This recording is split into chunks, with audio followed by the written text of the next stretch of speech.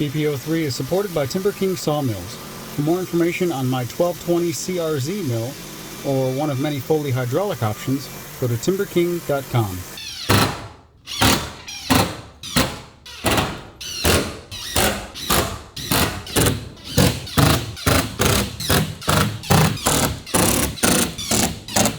A couple of videos ago, I mentioned that I was going to the bank to get the L word, a loan.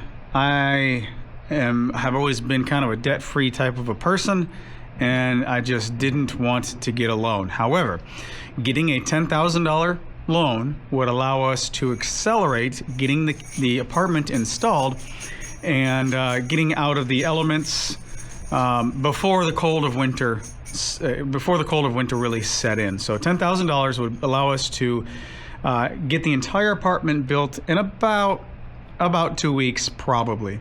Well, here we are, 2.5 weeks, and we're, I'd say, at the 50% mark as far as getting it done, and we're kind of at a pause. So $10,000 is what we would need to do the apartment, plus a wood-burning stove of some kind. That could probably happen. But that's not what happened. So we go to the bank to get a loan, and we have two options. We can have some collateral, and it'll have a lower interest rate, or a no collateral personal loan for a higher interest rate. So, all right, well, we have the land. It's free and clear, no lien on the land, so we can use it as collateral. It's worth well more than $10,000, which is what we wanted. So we discussed putting the land up as collateral, and that required a commercial appraisal, because there's no residential structure on this property. It has to have a commercial appraisal, and there's all kinds of resources on it. So okay, well, how long would that take to happen? Well, it's about 4 weeks. That really throws a wrench in our timeline. We want to get this done sooner rather than later. So, all right, well, 4 weeks, how much would that cost? Well, a commercial appraisal would be about $800 of money we'd never see again. It'd just be gone. I'm like, that doesn't really make much sense. We're going to pay off this loan early anyway. So let's crunch the numbers on a personal loan, no collateral, but a little bit higher interest rate. So I think we were told like 8% for a personal loan, $10,000 for a 5-year term. And I was like, okay, well, all this works, so let's get the ball rolling. And she says, well, the next day she responds and says, we need your tax returns the past couple years. Sure, no problem. Give them my tax returns. And then, we'll have an answer in the morning. And then that was on a Thursday. Well, Friday rolls around, we'll have an answer on Monday. Monday rolls around, still didn't get any answer. Tuesday rolls around, didn't get an answer. Wednesday, we call back up there. Jamie calls back up there and says, listen, we need an answer. And she's like, okay, well, let me look real quick. So she had the information the whole time, but never contacted us back. And here's your answer. No, we're not going to give you a $10,000 personal loan. And I'm like, really? That's crazy. I have a 795 credit score. I think that's good. We have a gas card that we just put all of our gas on, and then it automatically pays itself off every single month, and we just keep up with it in a spreadsheet. So it's like, doesn't really matter, but I guess it helps the credit score. Sure. So you denied us a $10,000 loan, and we've had all of our banking with you for over a decade. You could see all of our financials if you want. Okay, that's weird, but it's even weirder because they counter offered. And I thought, a counter offer on a loan? I guess that's my inexperience with loans. I didn't know that they would counter offer a loan when you're requesting a certain amount of money. So they denied our $10,000 loan request and then said, we will give you a $5,800 loan for 3 years instead of 5, and then also instead of $10,000. And I'm like, what? That's kind of strange. That won't fund everything what we need to do, but that's really kind of strange. Well, at this point, Jamie's already furious with the customer service, because we're trying to get the ball rolling on this, and you were sitting on this information for how many days and just forgot about us to call us back or whatever. So she says, no, we're going to do this on our own. And I thought, yeah, we're going to do this on our own. We talked about it, and so what we did is we pulled from our emergency fund, and we didn't completely wipe it out, but we're getting close. So we pulled from our emergency fund to buy everything that we have so far on the on the apartment. And now we're at a point where we're really close to being able to actually move out of the camper and get into the apartment, but not quite there yet. I want to at least buy insulation, which is another $500, and in the grand scheme of things, that's not a lot of money. But we're still trying to be as financially disciplined as possible with this, so we've already decided to not take out a loan. So now we're just going to pay for it as we go, I guess you could say. We've got to pay ourselves back that initial amount out of our emergency fund, which shouldn't be an issue next month. And whenever this thing gets done, it'll get done. It's a little bit slower than normal, but hey, you know what? That's like the theme of the past year and a half. Everything just takes a little bit longer than normal when you're being financially responsible. I think so anyway. And, you know, do things as you can, and it is what it is. Jamie's been talking to some friends and family and people at church, and they're like, so you don't even have a toilet right now? You don't have running water? Like, no, we're boiling water for dishes and using a 5-gallon bucket, although I did just get the toilet installed, thankfully. So yeah, it's just, you know, lifestyle change. Basically anything in life that has some type of a challenge to it is most likely worth it, you know? So anyway, that was a super long intro. Today I am not inside in the apartment working. Instead, I'm gonna run the sawmill for quite a bit. I've got a bunch of stuff that still needs to happen outside. I got to get rid of these 10-foot logs, this log bunk that I stuck in the worst possible spot, and it's in my way for getting these pipes underground off the gutters. Also, I have somebody local who wants a bunch more rustic pine that's been damaged by beetles, and I've got a ton of it. So let's go ahead and get some stuff cut up, give him a ring, and get some of this stuff sold so we can continue on and keep funding this apartment. Life continues, and life is great.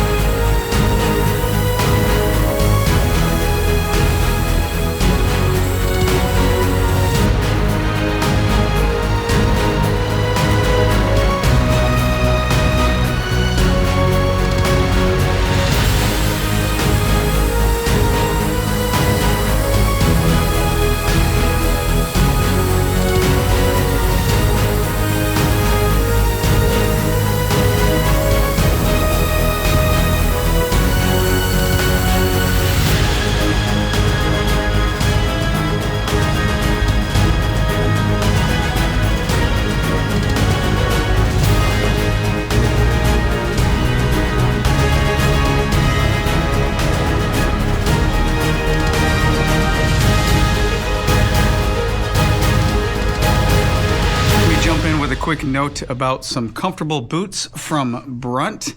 This is the Bulldog boot from Brunt. It's as you can see, a no-lace slip-on boot, which is very handy when you're out in the mud and you got to get these muddy, dirty boots off real fast to jump inside. This is a boot that comes in a waterproof variety. This is waterproof. This is soft toe. You can get it with or without waterproof. You can get it hard toe, soft toe. The sole, whoa, don't fall. The sole is oil and slip resistant, and it is heat resistant to 575 degrees. It's really soft. It's a nice soft sole. Comes with 2 different insoles inside it. And if you have a wider foot like I do, you can remove the lower insole on the inside to accommodate a wider foot. And how do you know if you're going to like them? Well, you can try them. Brunt says to try them on the job site, not just walking around in your nice clean living room and making sure that I think these will do the job out on the job site. Wear them on the job site, and if you don't like them, you can still return them.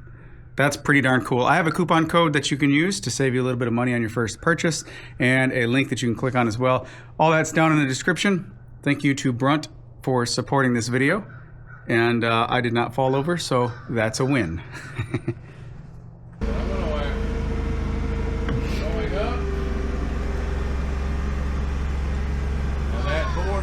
Hit that ladder, just let it go. It might.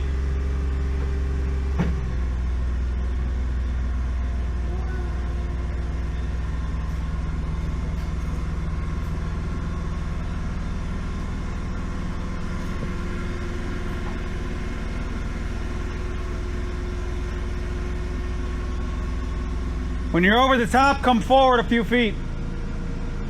Watch that stick on the left side. I'm going forward. All right. Ever so flat. Yeah, it's high on the pedal, yeah. Move now. That's good. Okay.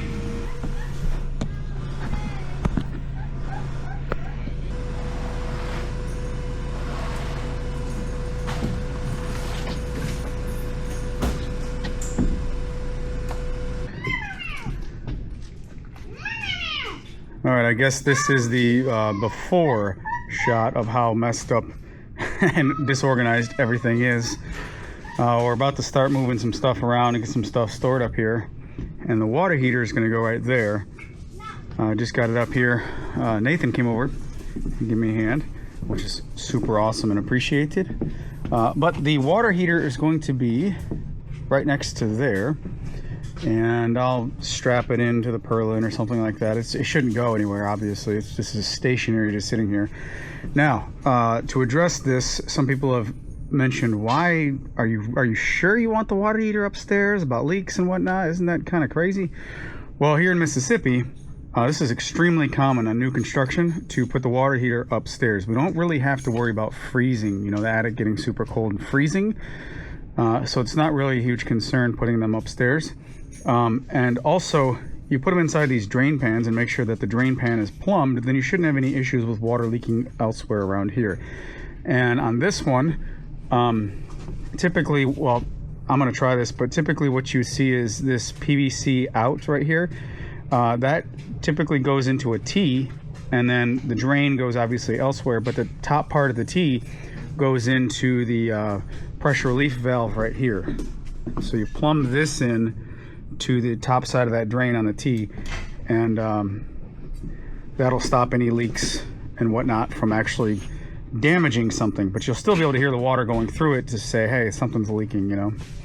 But I'm not concerned at all about this being up here. Actually, I want it up here because heat rises, so as warm as it is up here, that's less work that the water heater is going to have to do if we stored that, say, downstairs inside the bathroom, which would also take up a bunch of space. Yeah, it's a good little Christmas tree storage place. But now you're gonna plumb this so it can drain outside. Yeah, I got it right behind that sink right there. It's actually a gray water drain. Yeah, you got a lot. I'm going to cut this one off. Ooh, I'm gonna knock this dried flower dirt over here. Put this over here. Now you got it off. I can't reach it anymore. There you are, sir. Gracias.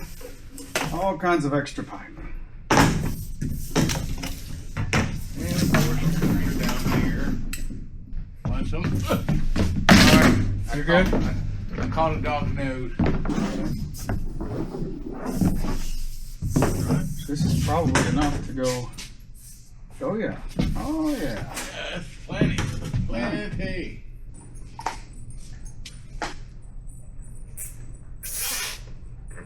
I had both of them ran off the same supply. Yeah. I'm converting the supply to hot water only. Okay, cool. So now hot water is only going to go to the hot water hose. Okay. Cold water, once I run the blue pipe, this is going to connect back into the cold water. Are you being nosy trying to see what he's doing? Which one?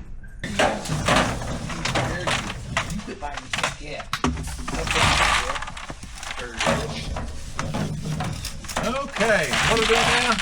I have no idea how this is going to go. Are you the pitcher or the catcher?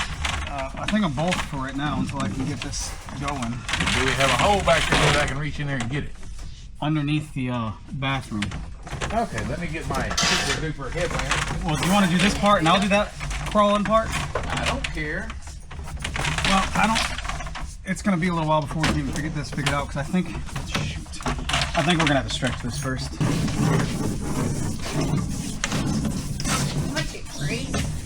Alright, that's probably good. Okay.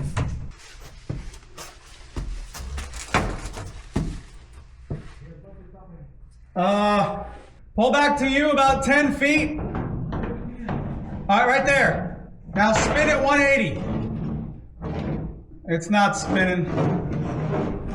There we go. Keep going, whatever you just did. Yeah, I know. One more tug. There you go.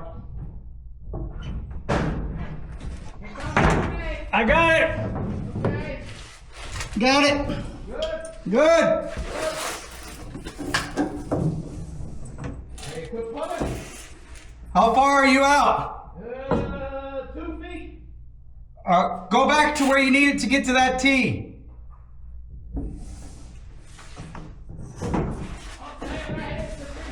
Right there, you got the tee? Yeah. All right, that's good. I'm gonna leave it here and come back out.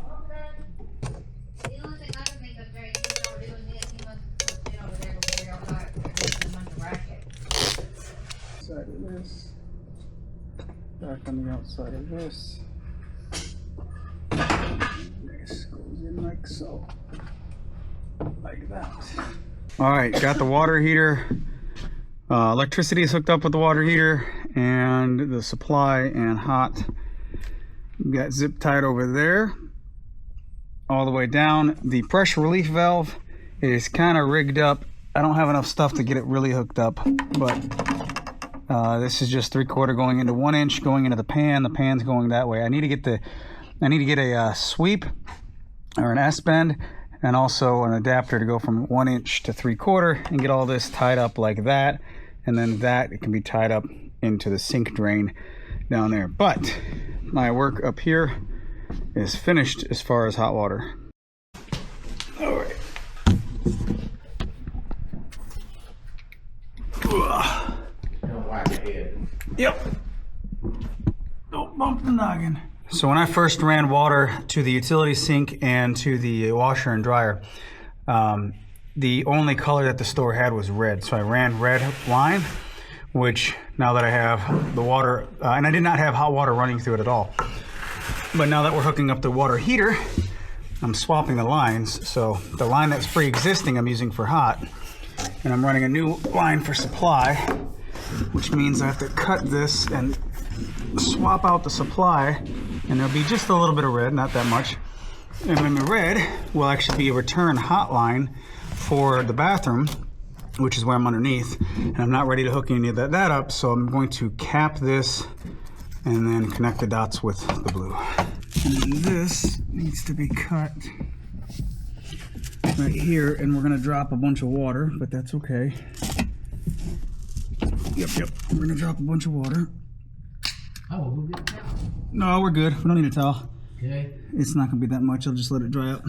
And one last thing to, not only that, but our towels, oh, we've gotten into them. Is it recording? I have no idea.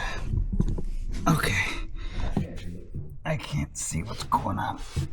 All right. How about that just stays right there? All right. The main water coming through just needs to be attached to the All right, that one needs to be attached to the whatchamacallit, dog waterer, the automatic dog bowl. Yeah. And then we can turn the water on. And then we can turn the hot water heater, actually water heater. It's not a hot water heater, it's a water heater. I had two fittings leak on the top of the water heater. The shark bite fitting, well, both of those are shark bite fittings. That's the second time I've had to use those particular fittings. Of course, I hooked up the water heater 6 months ago, whenever it was, when we had when I actually got it, knowing that we're going to do this apartment build in the future. So I got one of those shark bite fittings, the hoses that come off the top of the tank, and hooked it up the first time, no problems, but hooking it up today, they just leak. So I don't understand the point of reusable fittings if they're not reusable. Anyway, we're going to Kung Fu and then get some replacement parts for the plumbing. And then we found a really good deal on a tub, a freestanding tub for $125, hasn't been used, fiberglass with a faucet.